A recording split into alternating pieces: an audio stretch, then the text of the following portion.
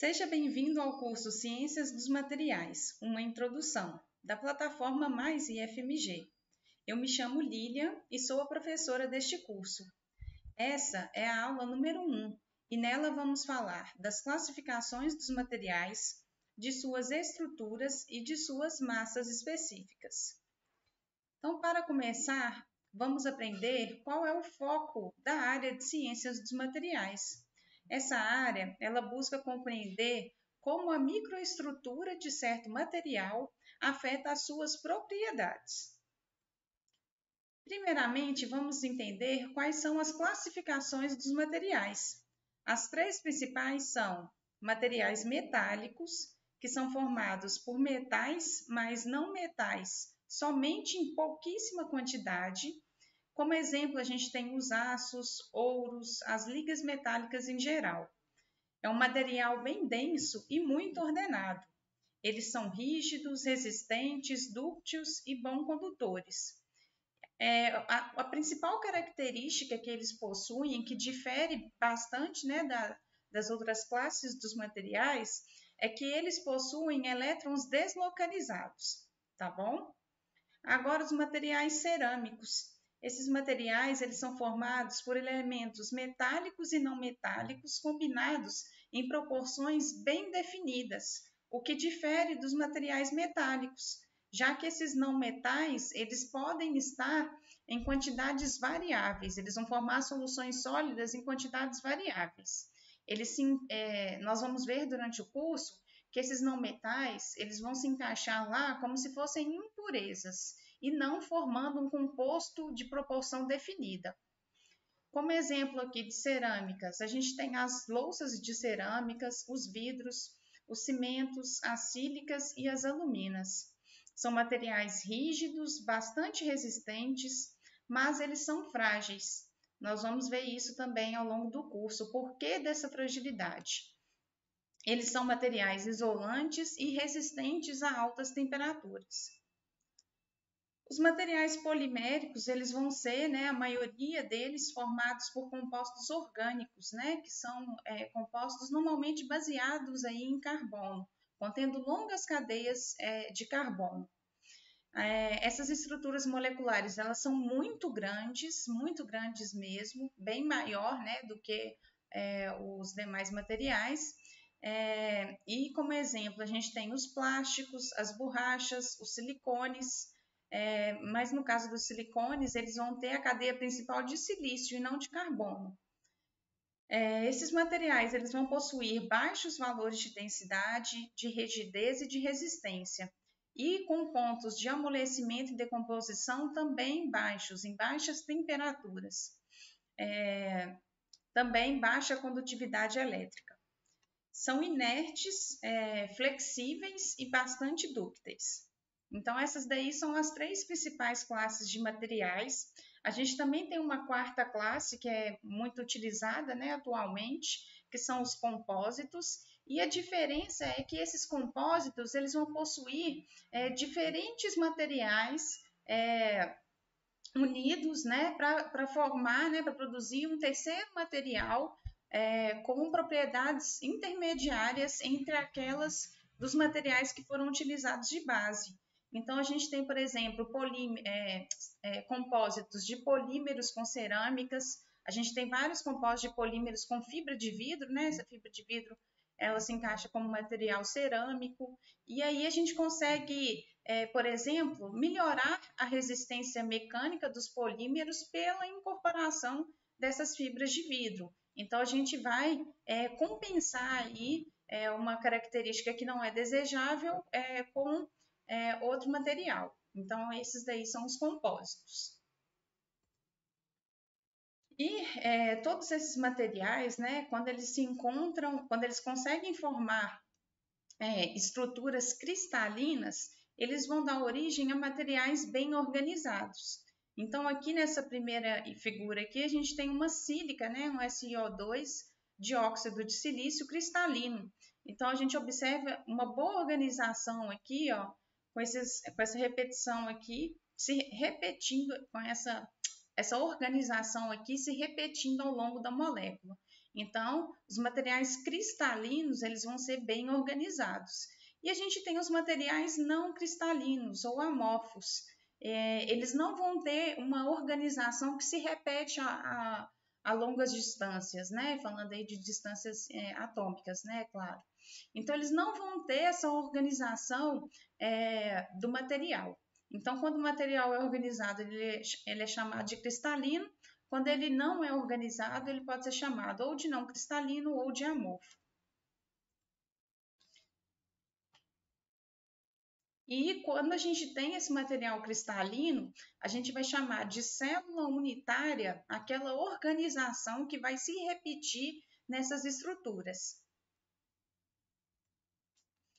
Então, aqui, começando, né, pela organização mais simples, quando a gente fala principalmente de elementos metálicos, né, de materiais metálicos, a organização mais simples que a gente pode ter são as células cristalinas cúbicas. Então, a gente tem a cúbica simples, que tem um átomo centrado em cada vértice aqui do nosso cubo. A gente tem a estrutura cubo de corpo centrado, que além desses átomos dos vértices, a gente também vai ter um átomo central, e a gente tem a estrutura cubo de face centrada, que além desses átomos aqui nos vértices, a gente vai ter um átomo centrado no meio de cada face, né? Um átomo no centro de cada face daquele cubo.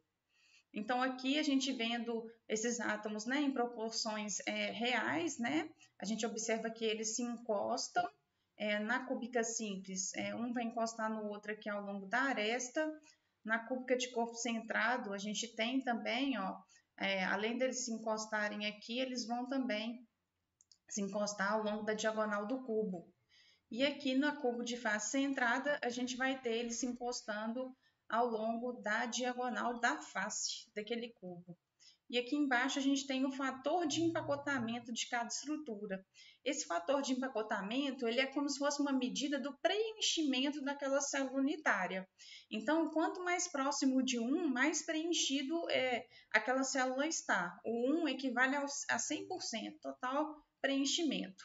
E o valor mais alto que a gente consegue é da estrutura cubo de face centrada, que chega aqui a 0,74, o que é referente a 74% da célula sendo preenchida por átomos. Então, é uma estrutura bem densa. Uma outra estrutura comum é a estrutura hexagonal. Ela é um pouco mais complexa, né, do que as estruturas cúbicas, e ela também possui o fator de empacotamento alto, né, igual a 0,74. É o mesmo fator de empacotamento da cubo de face centrada. São os valores mais altos possíveis. Isso daí, esses valores eles são os mais altos quando a gente está falando de átomos de mesmo tamanho. Quando todos os átomos aqui, eles possuem o mesmo tamanho, as mesmas dimensões, né? Para bolinhas iguais, digamos assim. O máximo que a gente consegue é esse fator de 0,74. E por fim, a gente termina a primeira parte do nosso e-book falando sobre as massas específicas dos materiais, como elas são calculadas, né, as massas teóricas, e a gente vai ver que para os materiais cristalinos, né, esse cálculo ele fica bem próximo aí do valor experimental, né, do valor que o material apresenta quando medido de fato, né, em laboratório. Então, a massa específica ela vai ser calculada, né, analisando aí o número de átomos inteiros, dos átomos que estão para dentro daquela célula unitária, a massa atômica, e sendo aí dividido pelo volume da célula unitária e o número de Avogadro. Então, se a gente for pensar, quando a gente multiplica a quantidade de átomos pela massa atômica, a gente vai estar analisando a massa daquele, e divide, né, claro, pelo número de Avogadro. Então, quando eu pego N vezes A dividido pelo número de Avogadro, essa continha aqui vai me dar a massa daqueles átomos que estão dentro daquela célula unitária, que estão voltados para o interior da célula unitária, aquelas partes que estão lá para dentro. E quando eu divido a massa desses átomos pelo volume, aí eu vou estar conseguindo calcular a densidade, né? A massa específica é a densidade de uma substância pura. Então, da mesma forma que vocês aprenderam lá no ensino médio que densidade é massa sobre volume, quando a gente multiplica aqui o N vezes o A e divide pelo número de Avogadro, a gente tem a massa. E aí a gente pega e divide pelo volume da célula unitária, a gente determina a massa específica, que vai ser a densidade daquela substância pura. E aí, eu termino lá essa primeira parte do e-book mostrando para vocês uma comparação, né? Uma previsão, na verdade. A gente vai tentar prever qual desses dois elementos metálicos vai ter maior massa específica, maior densidade. Então, no caso, a gente tem o ferro e o cromo, a gente está comparando os dois. E aí eu mostro a comparação de fator por fator. Então, em relação à estrutura, os dois eles vão ter a mesma estrutura, cubo de corpo centrado. Então, isso não vai variar, né? Então, isso daí a gente não pode levar em conta. Depois, o raio. Os dois têm raios bem semelhantes, mas o raio do ferro ele é um pouquinho menor. E por ele ser um pouquinho menor, ele vai contribuir aí para o aumento da massa específica daquele material.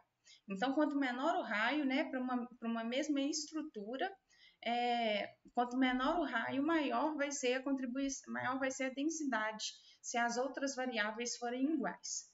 Por último, a gente analisa a massa atômica e a gente vê que a massa do ferro é bem mais alta do que a do cromo.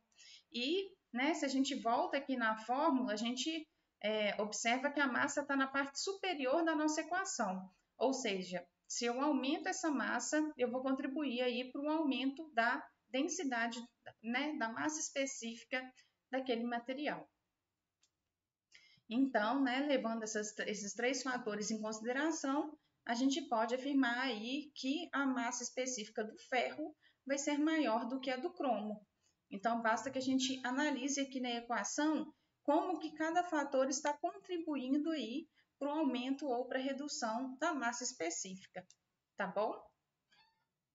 Então é isso, obrigada aí por assistir essa primeira aula e lembre-se, né, que a plataforma Mais IFMG, ela contém diversos cursos gratuitos, então não deixe de acessar.